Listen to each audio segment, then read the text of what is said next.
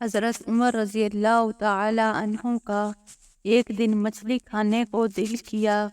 تو انہوں نے اپنے وفادار غلام سے اس کا اظہار کیا کہ آج مچھلی کھانے کو دل کر رہا ہے، لیکن مسئلہ یہ ہے کہ 8 میل دور جانا پڑے گا دریا کے پاس مچھلی لینے کے لیے، اور 8 میل واپس آنا پڑے گا۔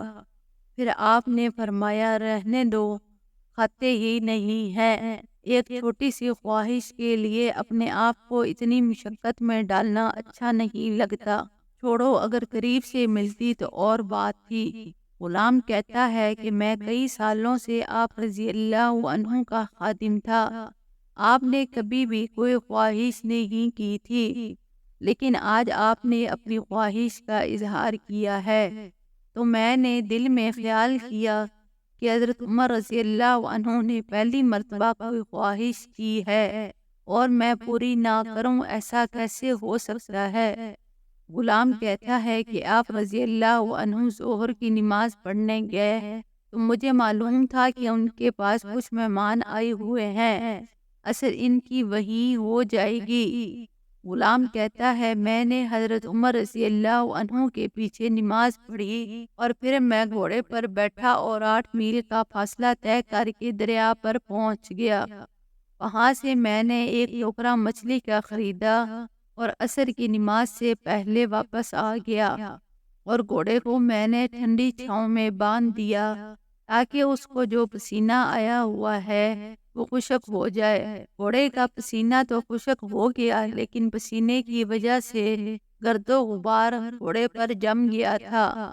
جو واضح نظر آ رہا تھا کہ گھوڑا کہیں سفر پر گیا ہے۔ پھر میں نے سوچا کہ کہیں حضرت عمر رضی اللہ عنہ دیکھ نہ لیں،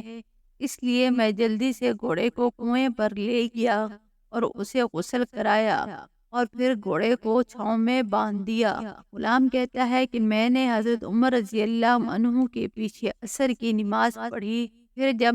آپ رضی اللہ عنہ گھر واپس آئے تو میں نے کہا، حضور، اللہ تعالیٰ نے آپ کی خواہش پوری کر دی ہے، مچھلی کا بندوبست ہو گیا ہے، بس تھوڑی دیر میں پکا کر پیش کرتا ہوں۔ میں نے جب یہ کہا تو حضرت عمر رضی اللہ عنہ اٹھے اور گھوڑے کے پاس چلے گئے، گھوڑے کی پشت پر ہاتھ پھیرا، پھر اس کی ٹانگوں پر ہاتھ پھیرا اور پھر اس کے کانوں کے پاس گئے اور گھوڑے کا کان اٹھایا اور کہنے لگے، تم نے سارا گھوڑا تو دھو دیا ہے، لیکن کان کے پیچھے سے صاف کرنا تجھے یاد ہی نہیں رہا اور تو یہاں پانی ڈالنا بھول گیا ہے۔ حضرت عمر رضی اللہ عنہ گھٹنوں کے بل زمین پر بیٹھ گئے اور اپنے غلام سے کہنے لگے، او یار، ادھر آ، تیری وفا پر مجھے کوئی شک نہیں ہے اور میں کوئی زیادہ نیک آدمی نہیں ہوں، پرہیزگار بھی نہیں ہوں، میں تو دعا مانگتا ہوں، اے اللہ، میری نیکیاں اور برائیاں